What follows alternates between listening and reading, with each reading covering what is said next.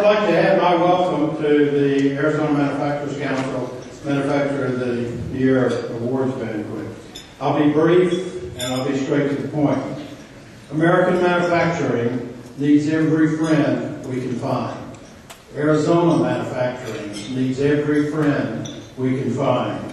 As we work hard to survive, the broken practices of the past are at our door.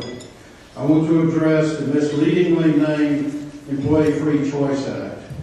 If you're not familiar with the Employee Free Choice Act, it's the organized labor-funded initiative to change U.S. labor law to remove the right of American workers to a secret ballot election to form labor unions.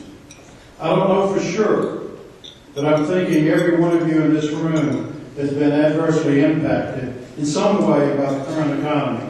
Every one of you has changed the way you do business in the last 6 months.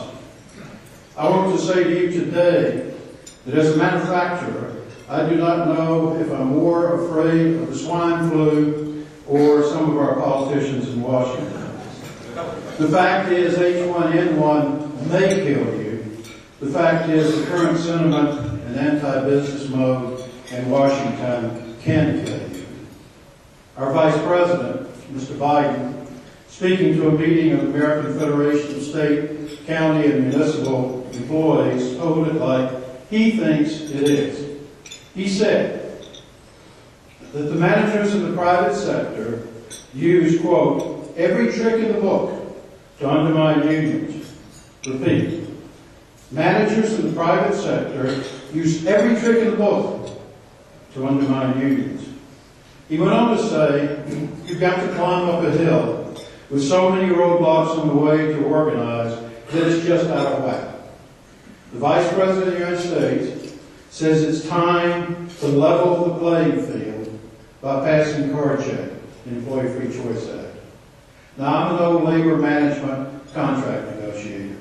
I have seen those level fields that Mr. Biden promises and dreams of.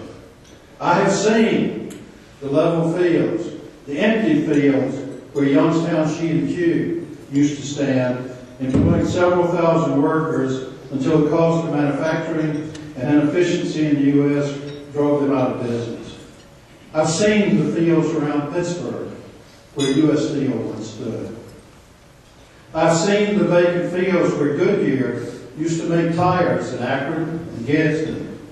I've seen the level fields in an archaic system of labor versus management produced over and over until the American worker said enough and the systems of our grandfathers passed into history. I've also seen very many years of labor harmony, years of the highest wages, highest fringe benefit value sector, manufacturing, working with our employees as efficient global team players. We may see more level fields as Detroit collapses under the weight of labor and ineffective management, liabilities that most governments could not address and survive. Now we find ourselves awash in economic fear. We need someone else to blame. The Republicans did it. The fat cats on Wall Street did it. The rich CEOs did it. There may be a lot of truth in that. But it's also true that becoming a member of a labor union is the right of every American worker to freely organize and certify their bargaining representative through a system.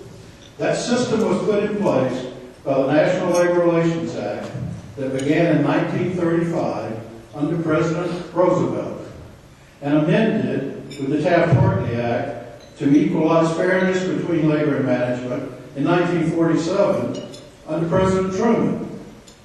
But the message I want to leave with you today is about today. Card check, the Employee No Choice Act, the field leveler. I want you to ask why. Does Washington need to level fields?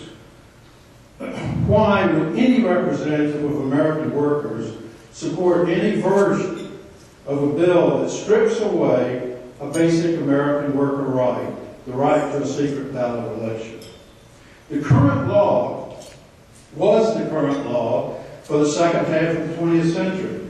a time when membership was at its highest for American labor unions. Unions prospered under the current law, the current system. Now take away a basic right of all American workers. Why? As you struggle against the economic tide, keep your business in a survival mode. Please keep your eye on this issue. Card check and the accompanying list of anti-business legislation has only been delayed by the current financial crisis.